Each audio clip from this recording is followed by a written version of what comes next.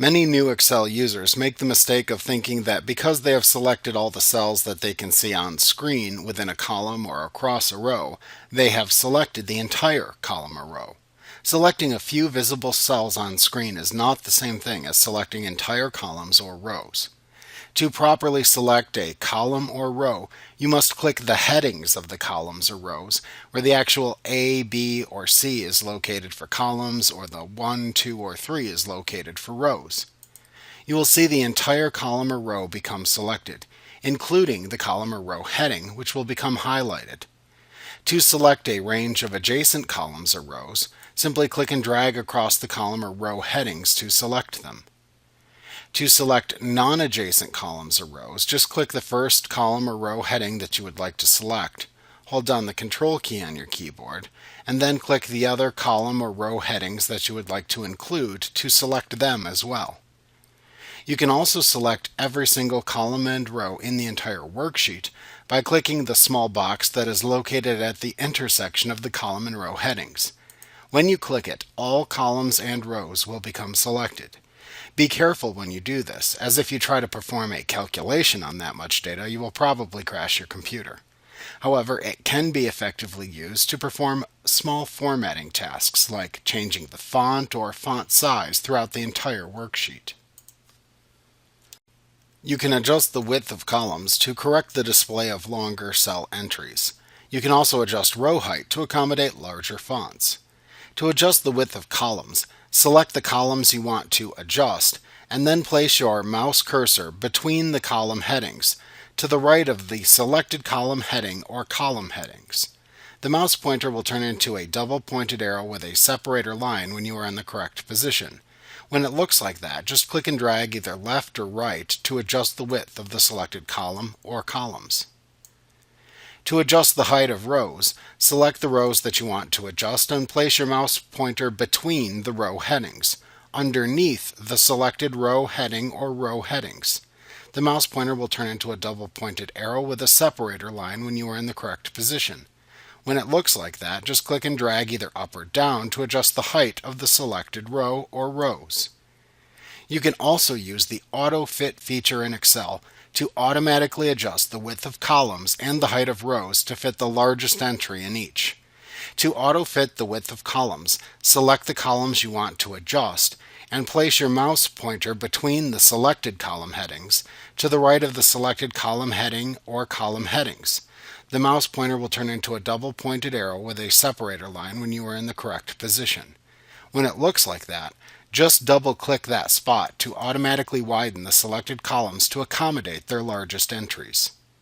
To auto-fit the height of rows, select the rows that you want to adjust and place your mouse cursor between the row headings, underneath the selected row heading or row headings.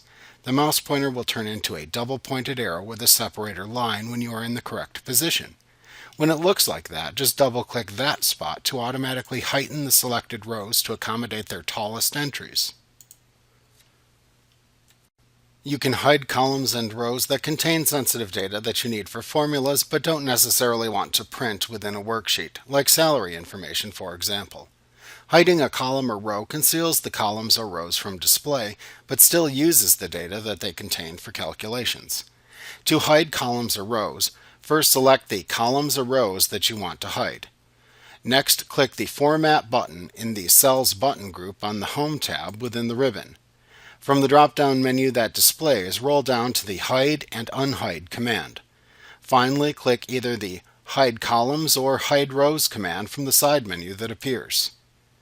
To unhide hidden columns or rows, select the adjacent columns or rows of the hidden columns or rows.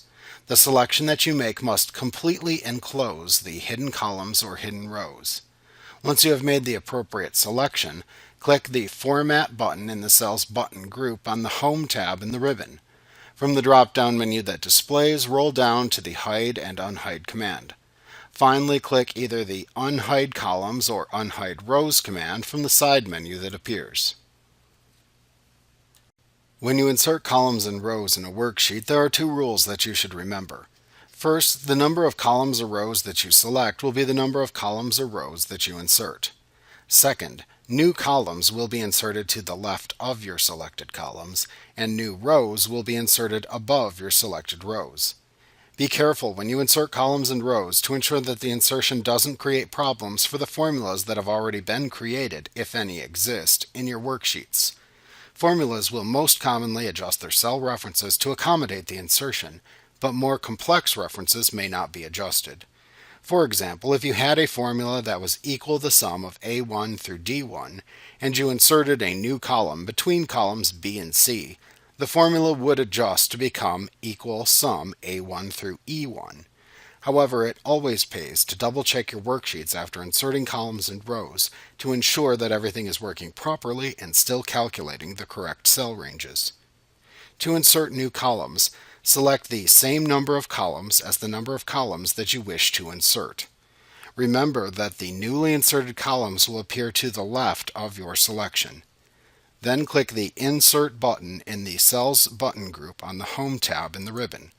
From the drop-down menu that appears, select the Insert Sheet Columns command to insert the new columns into the worksheet.